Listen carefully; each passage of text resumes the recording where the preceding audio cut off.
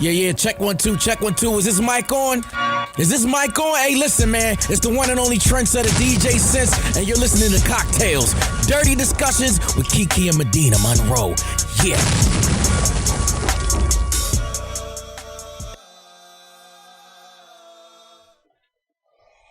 Today's cocktail is called the Drake. And what you're going to need for this cocktail called the Drake is Hennessy, lemonade, sparkling water, and some ice.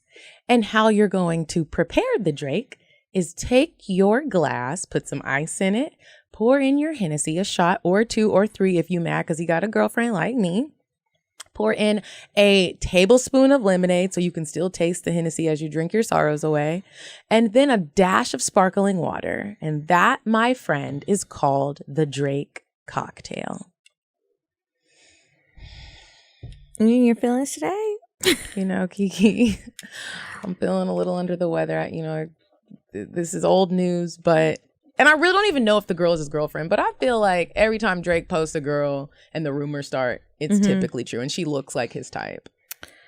Who is the girl? She's a model. I think her name is Imara something. She's cute. And I just feel like this is going to be the woman that he is going to be with. Like, because... Why? Because he got a baby now. And he's all that baby all the way over there on the other side of the pond. So I was really sad and distraught when I saw it. It was the first thing I saw on Instagram. I was like, I thought you put it into the universe and it makes its way to you. That's what I thought. Sometimes not. In your case, I guess not. Oh, well, welcome back to Cocktails Dirty Discussions, you guys. How was your past hour? How was what? Your past hour. Oh. Because it hasn't been a week since we recorded. Yeah, we hitting the double up. My past hour was cool. Yeah, I took an Adderall today, so I'm very, I wanted one today, and it did not get delivered. Yeah. And I need it for tomorrow, so. I had to take it. I fresh off the flight from Vegas, straight to work, straight to recording. So I don't do them all the time, but every now and again when I literally need something to hold my body up. Mm-hmm. That's what you do. That's what I do. It's better than cocaine. Well, there is that.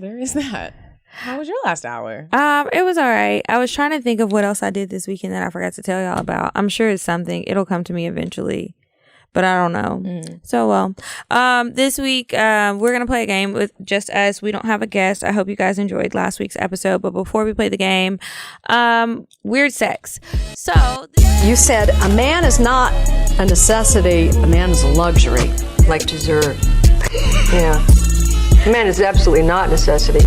Did you mean that to sound mean and bitter? Oh, not at all. I adore dessert. I love men. I think men are the coolest. But you don't really need them to live. Weird sex. So this week's weird sex, I would like to highlight the Sex Down South Conference, which is held here in Atlanta every year. It was started by Tia Marie and Miss Marla Stewart. Marla was the sexpert that came on our show a long time ago. Yeah. So she started this conference and it's grown to be a really big thing. The mission of the whole idea of the Sex Down South Conference was born out of a desire to create a space down here in the Southeast, Atlanta specifically, where people could explore sex, talk about it openly, learn a lot of things. Like I've been saying all month, there's so many people who are just so closed off. And sometimes I forget, like when we're talking and we talk about our experiences or other people who are like into sex, there's so many people who are super vanilla, who have no idea what's out there, or they feel some sort of shame. So when you go to something like this, it's really cool to see. And then also sometimes people think everything is white people shit, and it's not.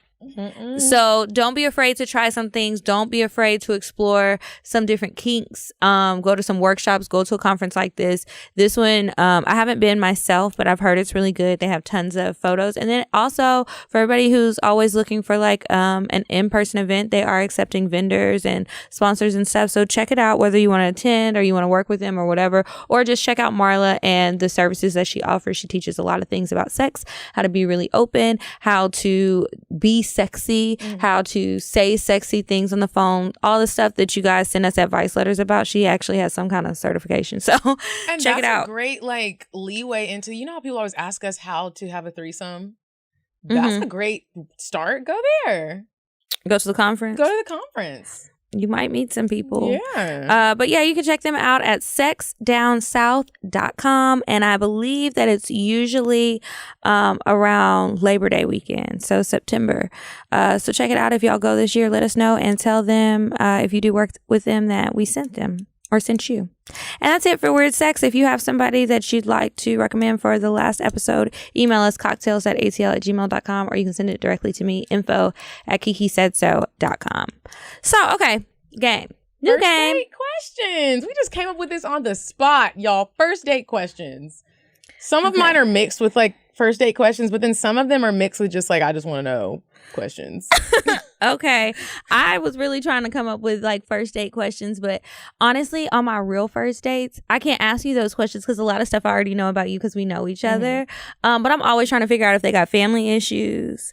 Do they hit women? Are you crazy? Have you been diagnosed with something? I mean, that's a lot of what I would like to know besides the little trivial things. But okay. So you want to go first? What is your favorite food? Crawfish, boiled crawfish. It's my favorite. It's seasonal. I am going through withdrawals right now. I want some yesterday. When is They're the so season? Now, the spring. Oh. Like winter and spring, and it'll be over by like, depending on where you are, May to June is kind of the range. Last year I got some 4th of July, and that was kind of stretching it, but it's not a very long season. I tried to eat the crawfish and I can't do it. Like, you can't? Do you eat shrimp? I do eat shrimp, but it's Okay. something about the head. Like seeing that little head and the little eyes and people cracking it open and the yellow stuff. It is real. It's like eating a little puppy. I can't do it. What? That's how I feel. Have you never had shrimp with the head on either? Never. I Okay. can't do the head stuff. Okay. What would your dream vacation look like? Oh my God.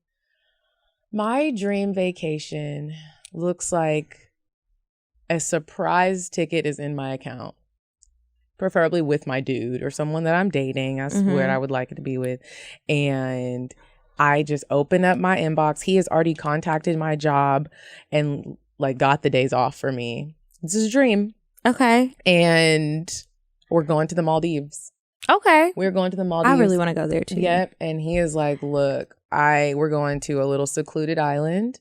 Mm-hmm. And there's just like a whole itinerary planned. One day of relaxation, one day of turn up. Maybe we meet some girls out there, have a little threesome. It's sexy. Like just pure bliss. We're eating good food. We're having drinks, maybe dabbling in a little bit of drugs, just a little bit. We're getting in the clear blue water. My weave is so on point that I'm not even worried. Like that sometimes black girls go on a trip and your main concern is what the fuck am I gonna do with my hair? Even when you get a sew-in, if you dunk in the water, and I'm the type of girl be dunking in the ocean. If there's an ocean, I'm getting in. Now my leave out's messed up and I don't know how to do hair. So, when I flat iron, That could it's be a looking struggle. puffy, and now I'm not cute anymore on the trip, and now mentally I feel some type of way. But none of that happens on the dream vacation. I got a wet and wavy, full sew-in, and everything's secure. Okay. I hope that happens for you. What is your favorite nail shape? Coffin. Long coffin. Mm-hmm.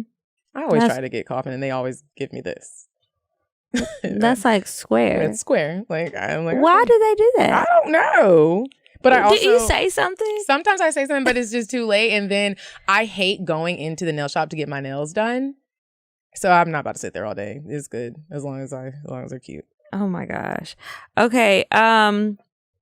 What does a perfect proposal look like for you? Wow. Perfect proposal for me would be, I don't want it to be super, what's the word? Public.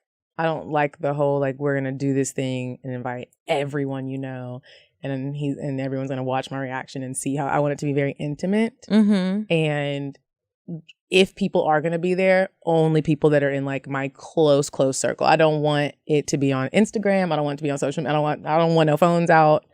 You like my mom and sister can take a picture because I know they wouldn't put. Well, my sister probably would post it, but I want it to be very clear. Like this, I don't want it to be like a. And look at what we're. I don't know. It makes me feel uncomfortable. I like surprises, but everybody doesn't need to be in on it. Okay. If you could ask a man to buy you anything right now, and the answer would be yes, what would you want him to get you? A house. You knew that already. Not even like specifically like a standalone house. It could be a condo, but something that I own, a residence that I own that he pays for outright. I don't want a mortgage. Hopefully he can throw in the homeowner's insurance as well. But yes, a house. In Atlanta Definitely. or Texas or Louisiana? Atlanta. Yeah. Yeah, somewhere here. Okay. Do you have a special talent that most people don't know about or that no one knows about?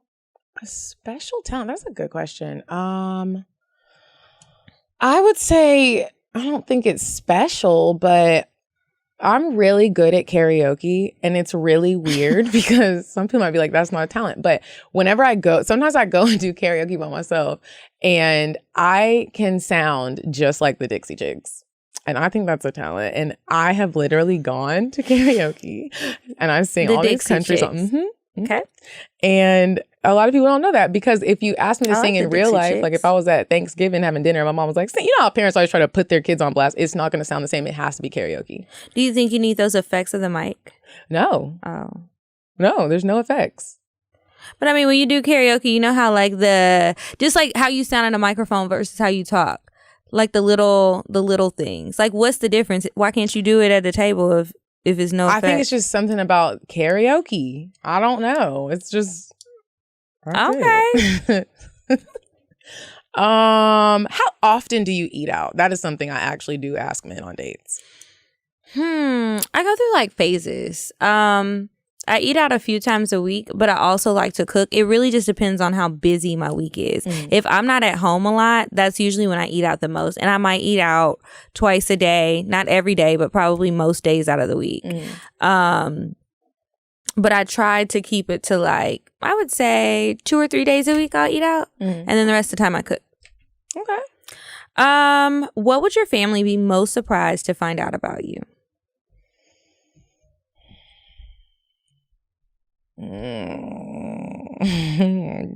What would they be most surprised to find out about me?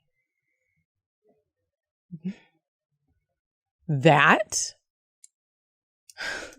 I've had a sugar daddy. Yep.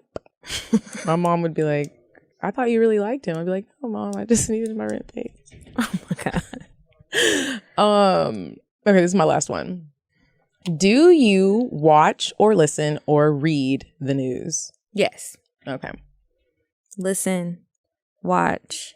I do all of them. Listen, watch, and read. Sometimes in the car, podcast, TV is probably the main thing. And then the internet, just scrolling throughout the day, checking on different stuff, trying to see what's going on. All right, so that's it for our first date questions. We'll have to do that one again. I need to come up with more interesting questions. Me too. But I learned a little bit about you. Yeah.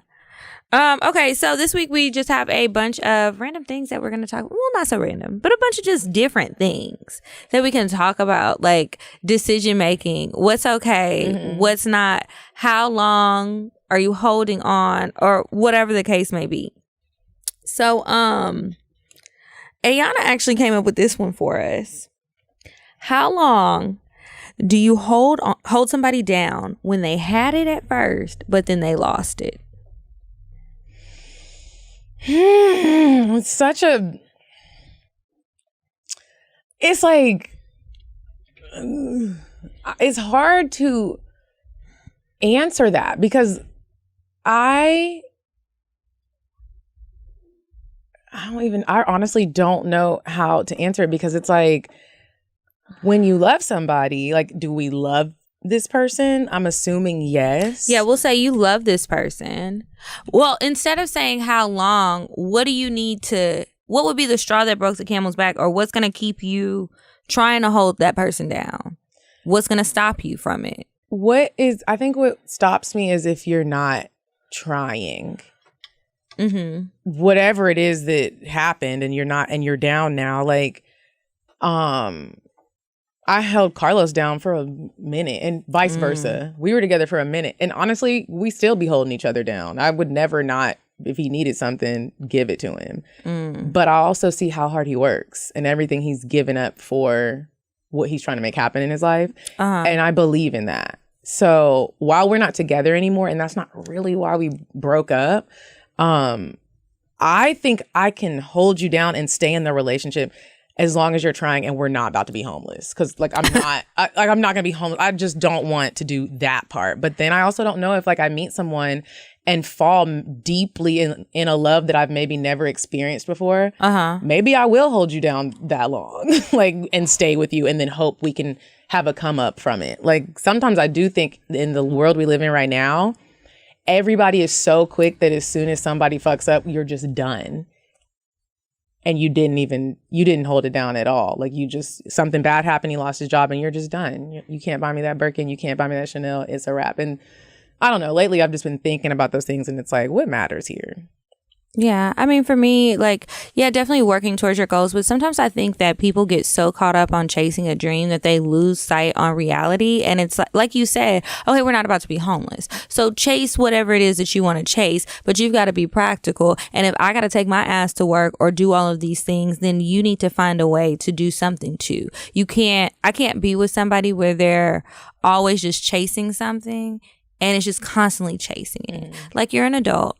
I can help you to the best of my ability. I'm going to be there to encourage you and I'm going to help. But you've also got to have some help for yourself. You got to do something yourself. You can't I could not imagine just supporting a man financially, because I'm assuming that's what we're talking about, for years. Like 2-3 years, like, even if you believed in what he was trying to make happen. You know how like you hear the stories of like Tyler Perry, he was living in his car. He had to do these things and sacrifice things to get to where he's at now. He can sacrifice to get to where he's at. But again, I have my dreams too. So what makes his dream more important than my dream? If I'm still chasing my dreams and going to work, why can't you do that same thing? That's kind of how I look at it. So it's like, keep chasing it. And especially if I believe in you, yeah, but sometimes you're just not going to be able to have as much fun, or you're not going to be able to take trips and vacations and have as much fun time, or even you're going to have to cut back on some sleep and kind of rearrange your day a little bit. Maybe you're going to have to take a job you really don't want because the hours are flexible, or it pays really well and you don't have to work that often. You know, I just feel like that's how I approach the things when I'm trying to go after something that I want. And I really need that in somebody else. So, you know, try. And if you can afford yourself, sometimes people, it just seems like they try to take this leap of faith and like quit working and they're just going to chase this dream, whether they're single or if they have somebody to hold them down. And it's not like I'm going to totally like distance myself from you, but that's not a good relationship to me. And I feel like it doesn't show good like long-term planning skills. Like, if this was my husband, is he gonna have like a midlife crisis one day and decides he wants this whole new career and he goes off and he starts chasing something else, forgetting about all of the other responsibilities that we have? That would just freak me out. I don't know. So I don't know how long. I could do it for a little bit. I have a question. But what if tables were turned and you were the person that, you know, you're chasing your dreams, life happens, you're every day doing everything in your power, but it's not sticking? Would you be upset if your partner left you, or would you understand? Or what's the dynamics if it was on the other foot? That's kind of hard for me to understand, because I've just never been a person who didn't work while I was chasing my dreams, like whether it was college or whatever else. But if he didn't really believe in it and he felt like it was taking too long and he was just like, I can't watch you do this anymore, I would understand. I mean, especially if I still believe in myself, because everybody's not always going to believe in you. And as long as I believe in myself, I'm going to have to get over it, because I also don't want somebody to stick around who doesn't believe in me, even if it is taking 11 years. I mean, some people, it takes a long time to get to the point that they want to be at. It does. I know in the moment I would be sad. I am an emotional person, and I would be sad because I do look at it like, dang, like when I make it, nigga, don't come running back. Like sometimes I look at situations like that and it's like, And it could Yeah, it happen. can happen either way. And not that anyone is, like that you're staying for the make it, but you are staying for the make it. You want to reap some of those benefits when you held somebody down that long. But if I was trying to chase a dream and my dude was like, I'm done, like I'm not gonna watch this, I would probably have to get a therapist with my broke ass. I would try to figure out how I could go to get a therapist. When people give up on me, that really takes like a toll on my mental and emotional state. It really does. That's something in my life that if I feel like somebody gave up on me, it takes me a minute to like get past that. It hurts my feelings that you don't want to, like go through the down with me, especially when like you look at some of the things when I look at some of the things my parents have overcome. And I always say that I don't really want to be like my mom in a sense where she was taking care of stuff. And I'm like, I'm not doing that shit. But then there are some things where I look at my mom and I'm like, wow, I look at the love they have for each other. I'm like, y'all really did that together when it was rough. And like, y'all were about to be homeless. And my parents ran away and moved to California when they were younger. And it's just some of those things. I do hope that whoever I find a partner in, like we can go through some struggles together. Which is a weird hope, but yeah, just like the love. I hope we can make it through the struggles. Obviously I want to make it through. And sometimes in the society we live in, I feel like it's hard for people to, like, you come to a struggle and everyone's just like, I quit. So, I don't know. Well, okay. How long you staying down when the sex was good and now it's not? Not long. Look, the fuck is going on here? I feel like that's probably your easiest job. Like, it's a lot easier having sex with me than it is dealing with me on a day-to-day basis. If the sex starts lacking, we're going to have a talk about it. I'm not automatically going to be like, okay, I'm cheating on your ass or I'm leaving you or whatever. But I've got to figure out what the fuck is up. And if we can't reach some resolution, then either we need an open relationship or I'm leaving. Or if you beg me to stay, I might stay, but then I'm cheating. And I don't want to be a cheater. I don't either. Not no more. I don't want to do somebody like that. That would hurt me. But it's also like sex, to me, is a part of a relationship, a big part. And just like money, just like personality, just like how you talk to me, just like when we spend time together, when we have sex together, that is very important. And if I'm not getting it, I'm going to have an attitude. It's a trickle-down effect. And then if the shit isn't good, then it's almost just like not getting it. It's a trickle-down effect. And I don't think, anybody who's with me should want those problems because I get grouchy. It's kind of like when I get hungry and you just turn into a little cookie monster and it's not very pretty.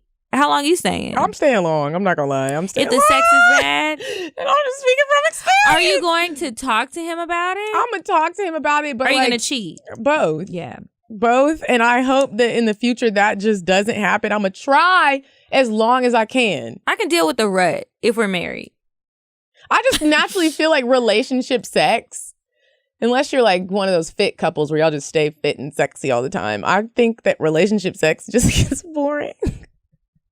I think it does. What does being a fit couple have to do with it? Whenever I see the fit couples, I feel like they are just smashing all day because y'all both just look fine as fuck. And maybe they faking it for the Instagram accounts. But all the fit couples be like on each other and shit. And then regular couples be like, I'm not even following them on Instagram. I'm not posting no more. Like, you just be upset and bored. Like, but if the sex isn't good and it started off good, I'm not gonna lie, I'm gonna stay for a minute.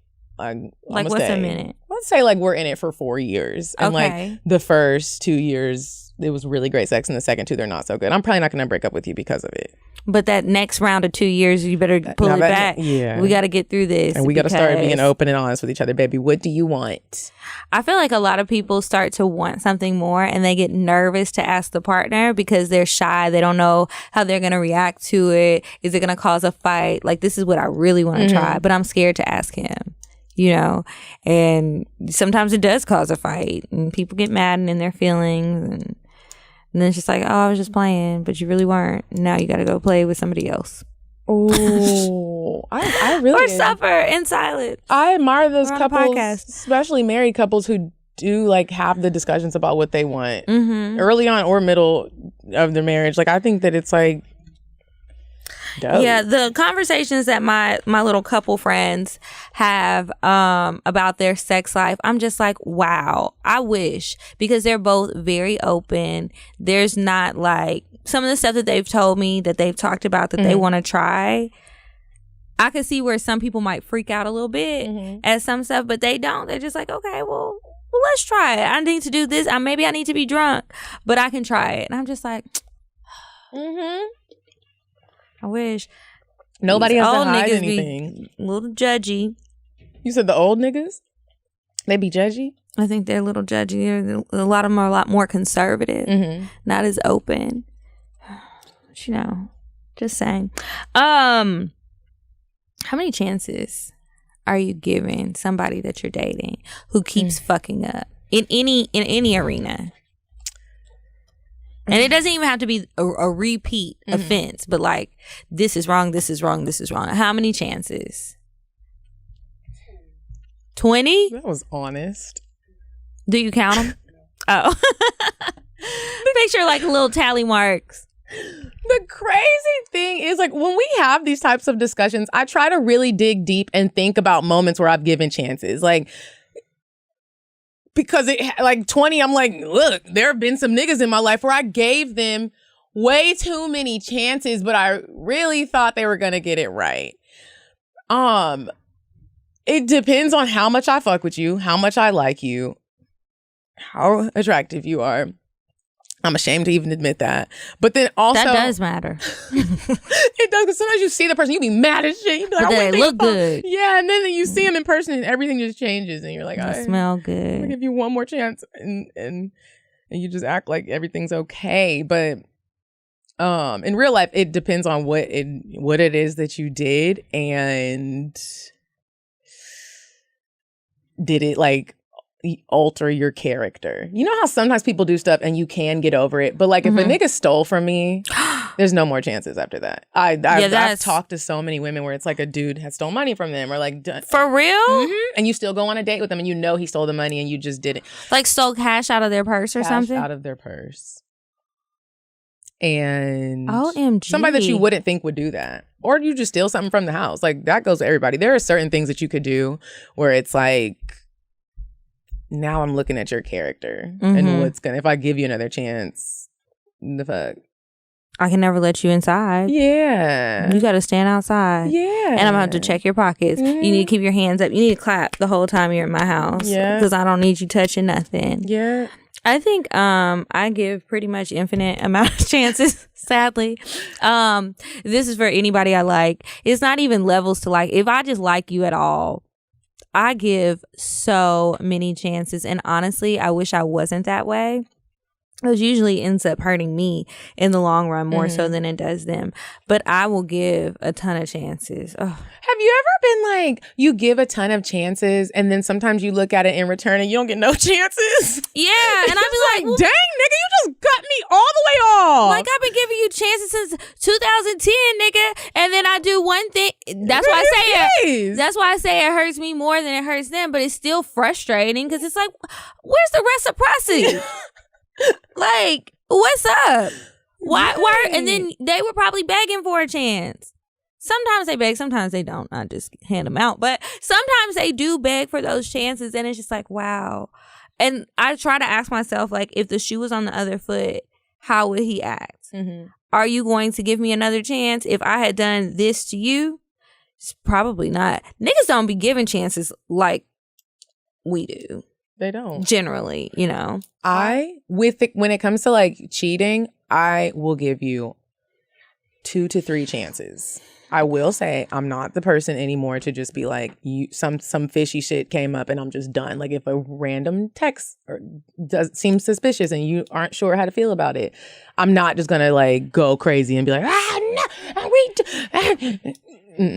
I feel like I can have a conversation. That's what you used to do? I feel like that kind of stuff would make me insecure and it's like the relationship is over. But really it's like everybody's human and bitch, pull your phone out. Pull your phone out. And who the fuck you? Because everybody can look at a text message and there could be something and you don't know. And you don't know. You don't know if this is just friendly and it could really be and this is just how y'all talk. Or it could just be a easy, simple little flirt. Or it could be something else. So I will give you that chance. Or it could be nothing. It's usually not, but it could be nothing. Like, you just never know. Like, with that shit, I'm gonna give you 3 chances, and then it's like, all right, nigga. I don't know how many on the cheating. The phone. Even though I will tell y'all, as I've told you many times, I'll go through that shit. I just make mental notes. It doesn't create an argument or anything like that. I don't usually say anything. I just keep it as like a little reference to anything else that could happen. And then I can put 2 and 2 together and freak out over what conclusion I come up with before I start talking to him about it.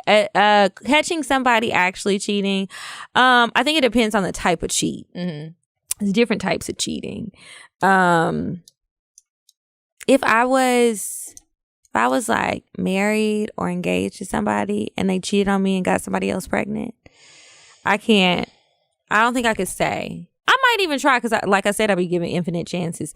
But I feel like I'm always going to look at that child and resent that child.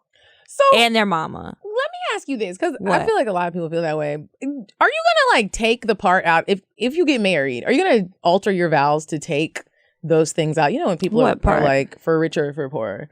For better or for worse. Like, sometimes I feel like people forget about the worst part. That's a worst part. Worst, but not the worst.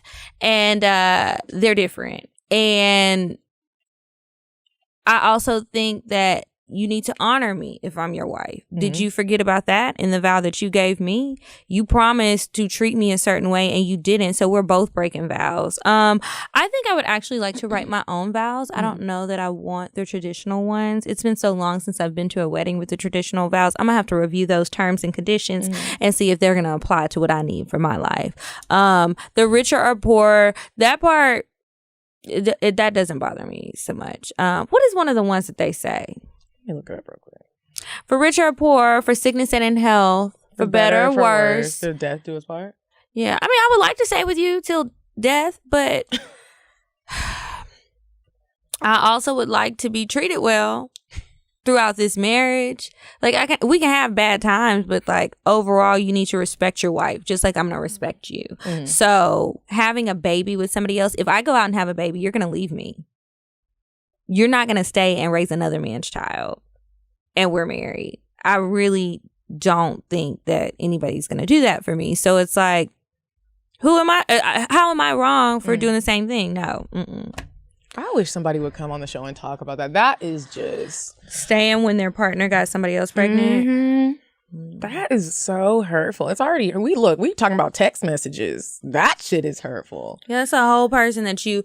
And then it's like all the things that will run through my head. Like, okay, not only were you having sex with somebody else, that's a lot more than texting them or hanging out with them or on the phone or whatever. You're having sex with them. You're having unprotected sex with them. I'm damn sure you having unprotected sex with me. What if they got something? You don't know who else they're fucking. I know who I'm fucking is you, but I don't know who you're fucking. What if you bring me something back? And you're bringing a whole baby back.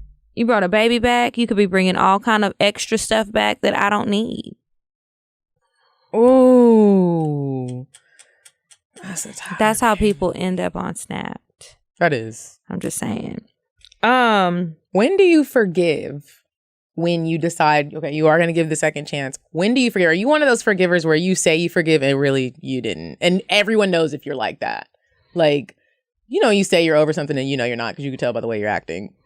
I think that for me, forgiveness and moving on is a process. And it's like, I can forgive somebody, but I can still be hurt by whatever happened. So because I'm hurt and I'm not so warm to you right away, it's because I'm just still going through the process. Okay, I've processed what has happened. I'm over that, but I'm still hurt. So it's just like I need like time, like grieving. It's like grieving. Sometimes I just need time. Some friends of mine did some fucked up shit recently and I was very upset about it. And at first I was just in shock. And then I talked to them about it.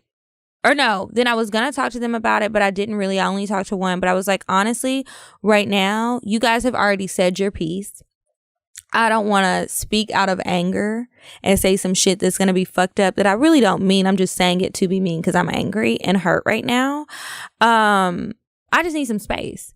And then it's like, don't blow me up. Don't try and force me to like quicken the process and talk to you because you want to be around, because you miss me, because you want to hang out or whatever you need. Right now, I need time. And it's like when people don't respect that time and allow me to like just be to myself, that fucks up my process of getting over things and moving past and getting to a point of forgiveness to where I don't feel like I'm still watching you with a side eye, you know? So I think it just depends on what happened, how long it takes me to forgive somebody, and also if I feel like they're really sorry for whatever it is that they did that I'm trying to forgive them for. And then to like the way that they apologize. A big thing for me is just admitting that you are wrong. Not even like the details of a situation, but I was wrong for this, or I know that I hurt you.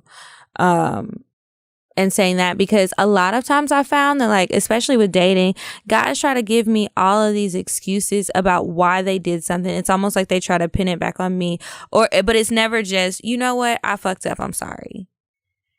I actually had a situation like that happen recently, and it was just like, just say you fucked up. And how have I been the person before going around in the circle and trying to make your point as to, but you learn that just like as you get older. Yeah, as you get older, you really are just like, all right, look, if you really don't want to lose a relationship, this is what I did.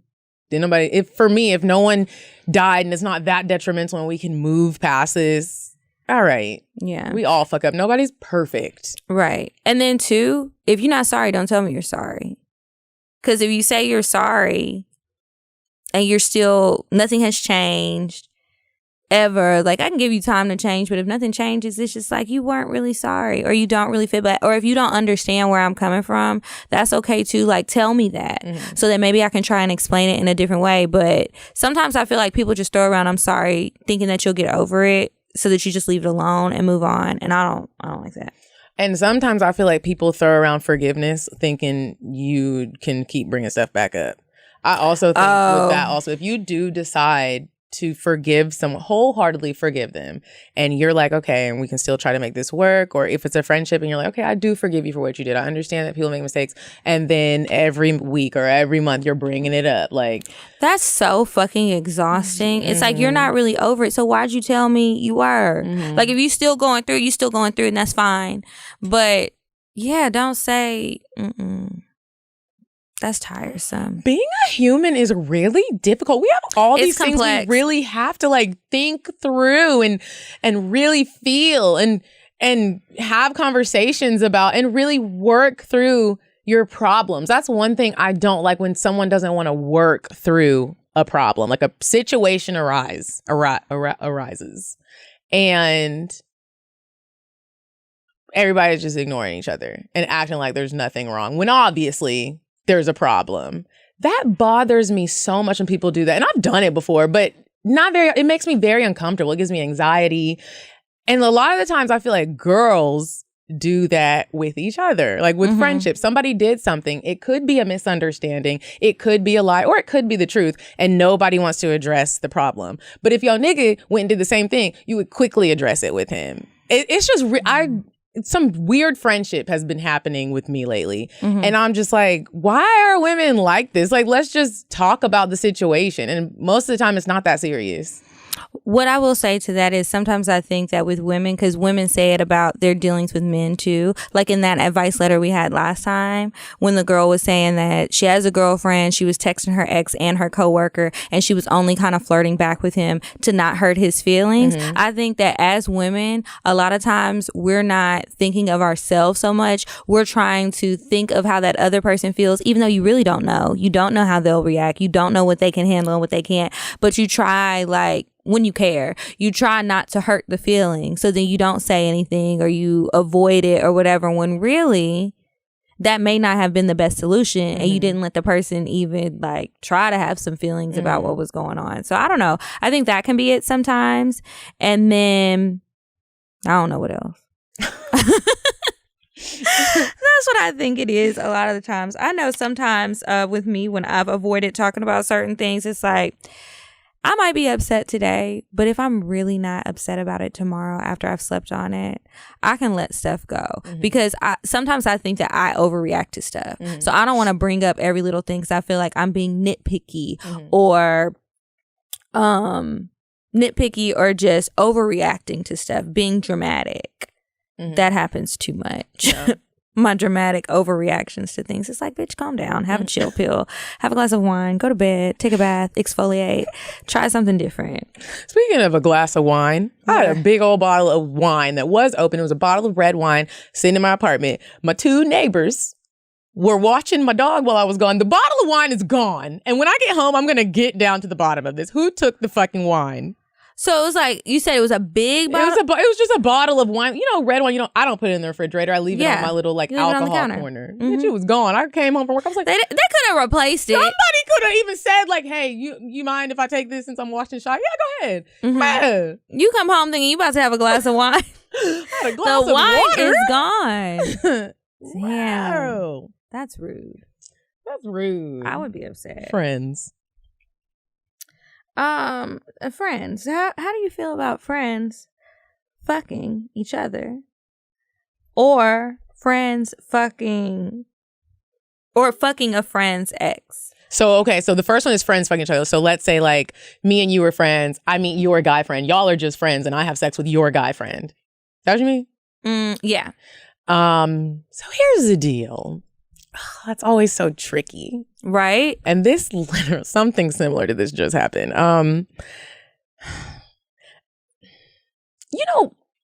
If it's a guy friend, and he meets one of my girlfriends and they have sex, for me, initially, I'm not going to lie, I get mad about those types of things. And I don't know really how to explain why. Sometimes I fear that like, dang, me and this guy friend had such a great relationship and he was my friend. Now we're going to have to start acting different if y'all start fucking with each other from this fuck fest. Does that make sense? Like, if you become his girlfriend, now our relationship is altered. And it sounds really selfish. I'm just being honest. I'll get over it. But it's almost like if, I'm trying to think of like a good friend to use as an example, but I can't really think of one. I get what you mean though, because I don't want them coming to me, talking to me about their stuff because I'm going to feel conflicted, because if one of you is doing the other one wrong, you're both my friend. And it's like, what am I supposed to do? You're going to expect me to keep your secret, but how can I keep your secret when the secret could go against my other friend? I don't like it.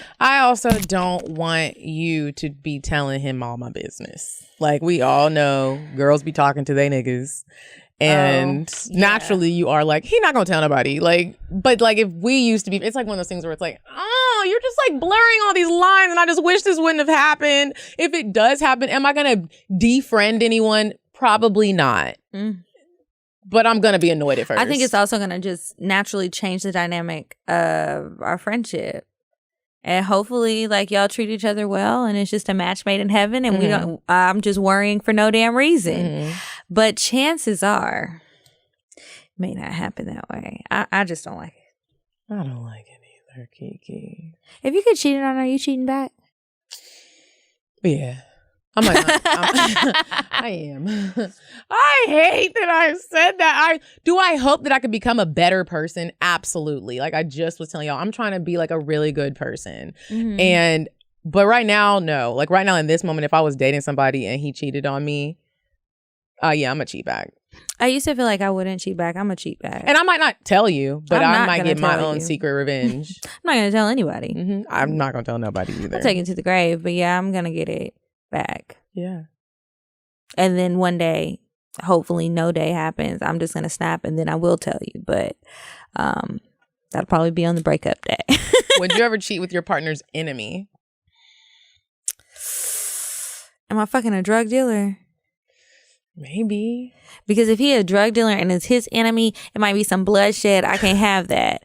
But if I am with Johnny from the bank, his enemy might just be the guy who has like a better like his record or something, you know? Nah, probably not the enemy, but somebody. I'd probably Oh, I don't know. I think it really depends on if I care what happens with the relationship or not. If I want it to end or I don't care if it ends and I'm just being petty and I'm just staying in it for some bullshit reason, I'm probably going to try to get somebody close to you. Yeah, I don't know. What about you? Here's the deal. I do not condone cheating with enemies. It happened to me in high school. Remember when I used to date Courtney Lee? He cheated on me with Jaleesa, and she wasn't really my enemy. She just hated me. And so it was such a slap in my face to know that like he was fucking with her. However, if I do decide you got me that match where I'm going to cheat with your enemy, not only am I going to cheat with that nigga, I'm going to marry him. So there's that. All right. Well, any other questions? Okay, so with that being said, it is time to move it right along to Indecisive Diane. Would you stop thinking about what everyone wants? Stop thinking about what I want, what he wants, what your parents want. What do you want? What do you want? It's not that simple. What do you want? What do you want?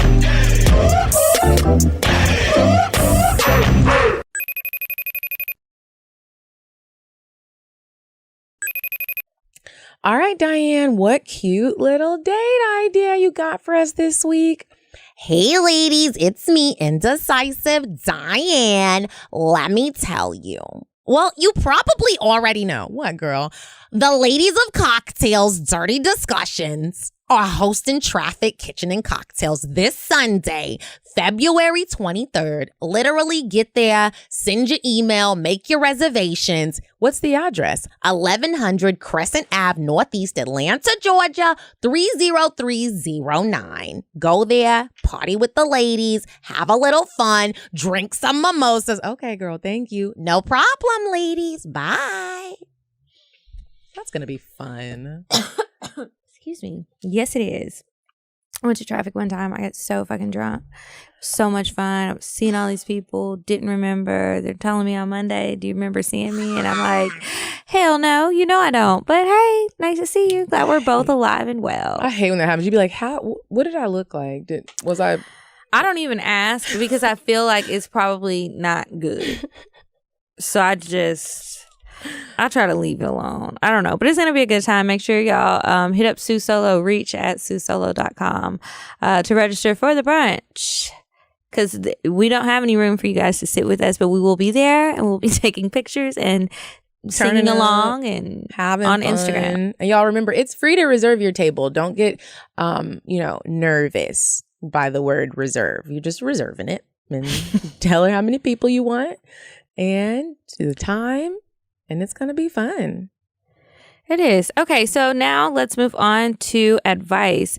Remember, if you would like to ask us for our advice on something, don't DM it. Send it in the body of the email, not attachments, but the body of the email to askcocktails@gmail.com. Hey, y'all. I absolutely love your show. I've been listening since right before Christmas, and I just love that I can relate to the sex you guys talk about. So, my problem, girl, I've been having amazing sex with this guy. That's a cocktail for another day. We just started dating.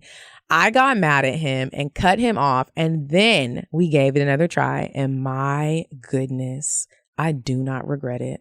But now we're back to square one, and he doesn't want a relationship right now all of a sudden, but wants me around still until he's ready. Bullshit. When he's around, I'm all his, but when he's not, I'm ready for his replacement, but I'm not missing out on that good dick. So as soon as I made that decision, a couple asked me to have a threesome with him. Now listen, I've always wanted a threesome, just not in my relationship. So I'm considering it. However, I kind of want to ask him to join because I know his nasty ass would do it. And I want them to watch. I want them to watch us after we watch them. How do I ask him and them to do that?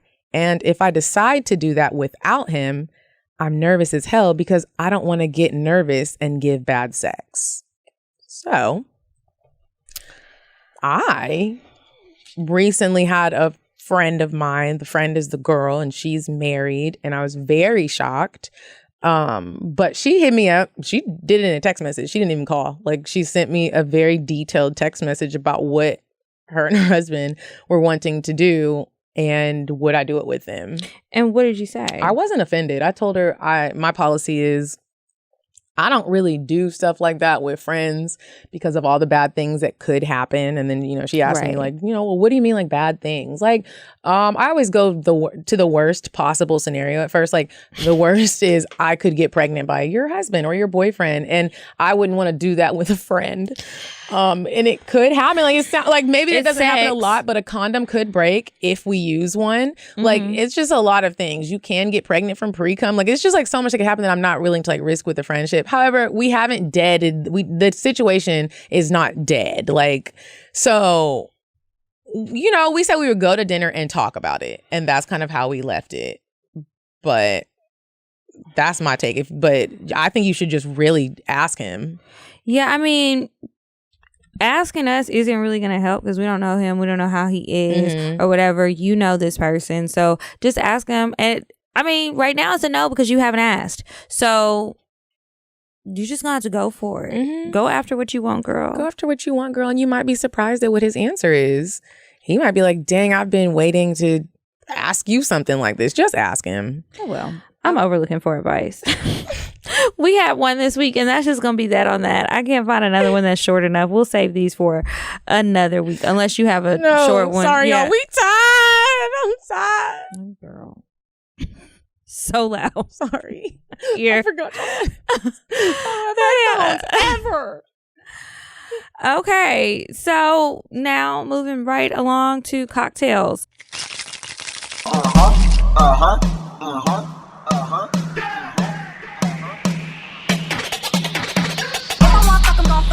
But if you ain't got a buck, I won't cup 'em. Spend 100 on me, it ain't nothing. Run a double D, so stuck. Back to the point. Is it some cash in this place? If it is, I'll probably stick the stats in your face, turn around. Once upon a time, not long ago, I was a was a was a Remember to send in your cocktails to cocktales.atl@gmail.com if you have something that you would like to share with us. It could be good. It could be nasty, embarrassing, funny, romantic, whatever you got. Just make it good. I don't think the people want just regular life updates like they do from us. So make it juicy some kind of way. Please, please, please. Okay. Do you have a cocktail? Did you make one in Vegas? No. Oh. Didn't, but we got emails. We got emails. So what do you have in the email? You got one? I do. You got an OG? Mm-hmm. I was going to let you read it first, and then I'll tell my story. Okay. Hey, sisters, please keep me anonymous. Heads up, it's a long story. Sorry. I've been waiting to email you guys, and I hope this gets read, but I just have to tell my experience with these damn pills. So, for starters, I'm 30 years old and a little on the chunky, thick side. Heads up. Oh, wait. Sorry. I'll include a pic. Now to my story. I ordered the She Orgasm sample pack a couple weeks back and finally decided to give them a try. First time using them, I only took 2 before I met up with my little secret. And there was definitely a difference, but nothing to brag about. Oh, I felt like that at 2 first. No, I love them. The following week, though, sheesh, I popped 3 pills my last hour of work so I could be ready for my boo as soon as I walked in the door. Once I made it to him, I could already feel my pussy starting to beg for his dick to be inside me. We sat on the couch and clothes started to come off. He wanted to see me play with my kitty, and so I did. But that didn't last long. He heard how wet it was and could no longer stand not to be in it. We make our way upstairs, but somehow ended up fucking on the steps. Well, that's sexy. When I tell y'all my shit felt like Niagara Falls, I'm not even lying. With my face smashed into the carpet, my boo gave me the best back shots, and we go at it for about 20 minutes before we make our way to the bed. He has a nice thick dick with a decent length, so getting me to come is never an issue. Once we get to the bed, he literally fucked me so good and so hard. And the 2 orgasms I had were life-changing. I came so hard, I swear I felt my goddamn soul leave my body. I let him keep fucking me while he whispered how much he loved this super soaker pussy of mine until he could come. I'm surprised he lasted as long as he did, and he had the nerve to go for round 2. We finished round 2 and we just laid in the bed, cuddled up, listening to music. Both wore the fuck out. Okay, sis. After a while, I get dressed and gather my belongings and head home. My legs felt like noodles, but my pussy was satisfied and happy. Those pills will make a nigga fall in love and he don't even know it. Side note, I forgot to mention we are both in separate relationships, which makes the sex even better because what's more better than dick you not supposed to be getting anyway? Love you guys. We love you here in Pittsburgh. Oh, shout out to Pittsburgh. If you're talking about Pittsburgh, Pennsylvania, that's where all my family's from. That was funny. It's more better than dick you're not supposed to be getting it. Girl, nothing. All right. So I have a cocktail this week. So shout out to Chelsea, Raina, and Leslie. I met them last week. We went to a happy hour. They listened to CockTales. They were super cool. So we ended up doing a happy hour, and then I had to leave them there once I felt my she orgasms kicking in. So I left, and I was having a Netflix and chill night. And when I got there, I still had some editing to do, and I was like, these people are gonna be so mad if this episode is late. So I'm literally like pussy throbbing, trying to get the episode uploaded and just set it up so I can put it up just so like my computer can sit and like do its process. I was done editing, whatever. So he's like, you want to take a shower or a bath? And I was like, yeah. And I always feel like when you go over to a man's house and they're ready for you to get clean right then, it's going to be a nasty night. Because they need to make sure like everything is like super clean. And it was raining and everything. So I was like, perfect. Because I was feeling a little damp. A little moist. Yeah. I want it to be fresh. So I go in there. I'm luxuriating in this shower that I love so much. Oiling myself up. I come out.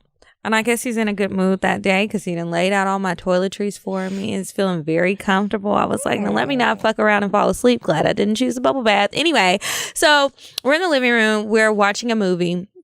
And he starts rubbing my feet. Now, I typically am not a foot rub kind of girl. I get a little self-conscious about my feet. But I was just like, whatever. So he's rubbing my feet. Moves up to a little thigh rub. Moves up to a little pussy massage. And I don't know if it's because we also smoked a little bit of weed. And I had a little bit of an edible. Plus I had been a happy hour. Plus I had the she orgasm. So all of these things are happening. But then it was like he was playing with my pussy a little bit. And then he took his hands out and like put it in his mouth. And I was just ready to go. So I was like, okay, so you ready to go to the bed? So we had sex.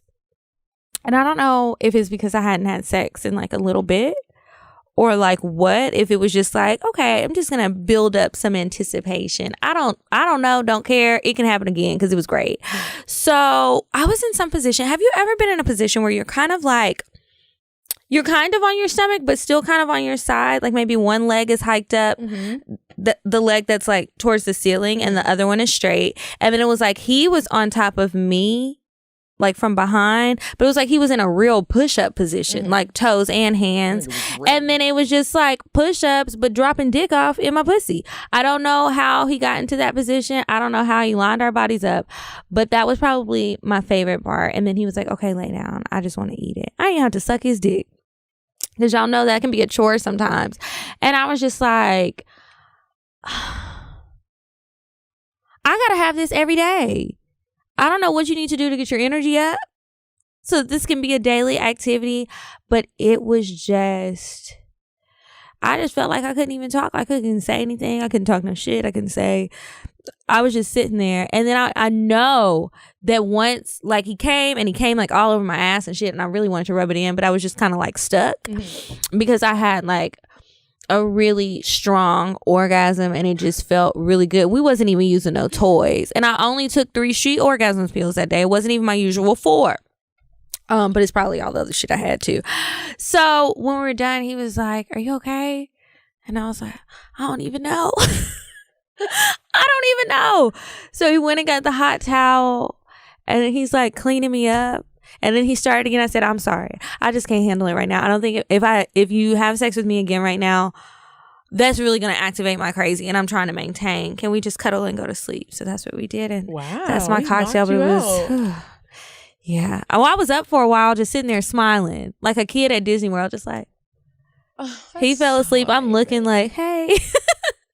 Sex like that is incredible because you don't get it often. You know, it's just like the perfect stroke. Like, not too hard, not too rough. I can feel it all. Oh, I just imagined that whole push-up smash. I know. Niggas out there, if you haven't tried it, you got to try it. Now, you got to be strong because if you don't normally do push-ups and shit, you might collapse and hurt something. Yeah, it could be very dangerous. So proceed with caution. I don't know how he did it. I'm going to try and recreate it again tonight. We'll see what happens. But that's it for my cocktail. If you guys want to share, have questions, any of that stuff, and remember to email us, askcocktails@gmail.com for the advice, cocktails.atl for everything else. And don't forget about brunch. Don't forget about brunch, February 23rd, y'all. Yeah, brunch is from 1 to 6, I believe. And it's at Club Traffic. It's Sunday brunch with Sue Solo at Club Traffic. Email her at reach@susolo.com for your reservation. And then follow us on Instagram at Cocktails Podcast. I'm at Kiki Said So. I'm at Coffee Bean Dean. And until next week, you guys. Bye. Bye. I'm sorry, but the person you called has a voicemail box that has not been set up yet. Goodbye. Bye. Bye. Bye. Bye. Bye. Bye. Bye. Bye. Goodbye.